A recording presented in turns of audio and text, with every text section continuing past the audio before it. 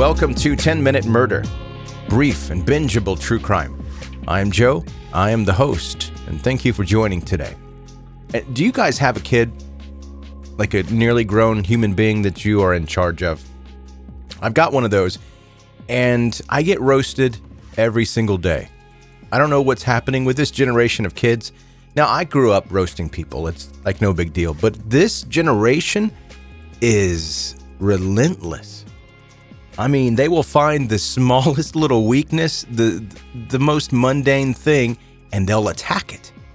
For example, I got told that I look like I drink tap water. It doesn't make any sense to me.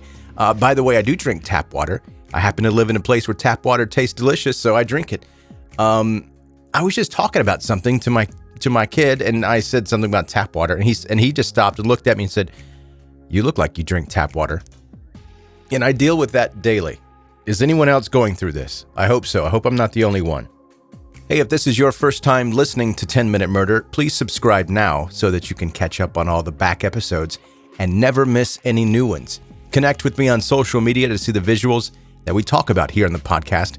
And if you like the episode, please leave a rating and review on Apple or any place that's possible. Your positive feedback is very much appreciated. Go to 10minutemurder.com for all things related to 10-Minute Murder. Now to today's story.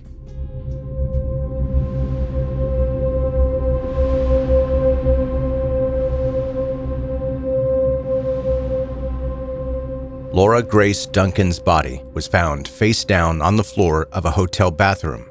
She had been at the beach earlier that day and was wearing only her one-piece swimsuit at the time of her death. Her cause of death was pretty easy to discover. The 18-year-old was surrounded by a puddle of blood coming from a bullet wound in her stomach. It was a lonely, undignified way to die. The teenager's body was found after the Riviera Beach Police Department received a phone call on the morning of October 29, 2020, requesting a welfare check on Lora. The call came from Lora's father, Burton Duncan, who was worried about his daughter's well-being.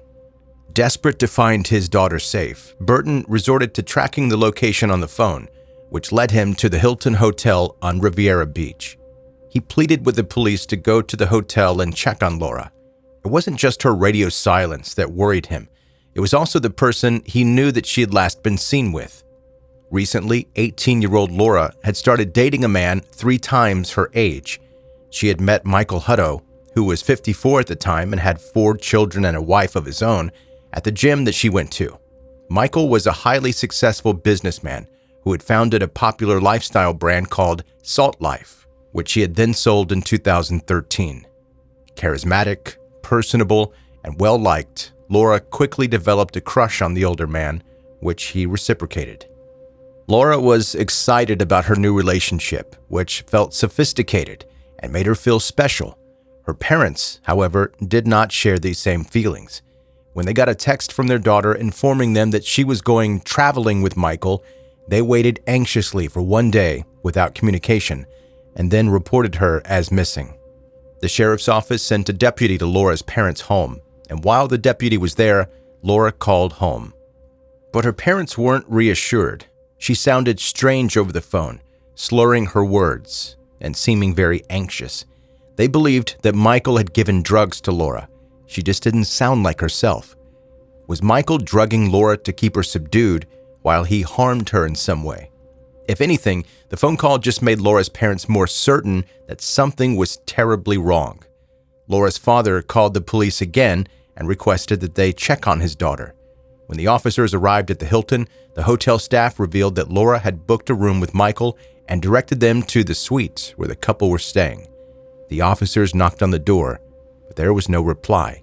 So the hotel staff unlocked the room.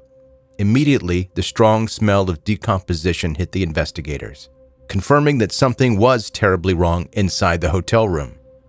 Following the odor led them to the bathroom, where they found Lora's body. She was clearly deceased and had been for a while, long enough for the pool of blood underneath her to have dried completely. But the staff knew that Lora hadn't arrived alone. In fact, the room itself had been booked under Michael's name, and the couple had been staying there together. A search of the room quickly located Michael's wallet, as well as his driver's license, both of which have been left behind. But where was Michael himself? Examining the surveillance footage from the hotel's CCTV cameras quickly provided the answer. The last sighting of Michael in the footage showed him hurriedly leaving the hotel with only a backpack full of his belongings before quickly driving away. Lora had been with her boyfriend, a man that she trusted, and somehow this short trip away had resulted in Michael leaving Lora bleeding and alone on the floor of a hotel bathroom.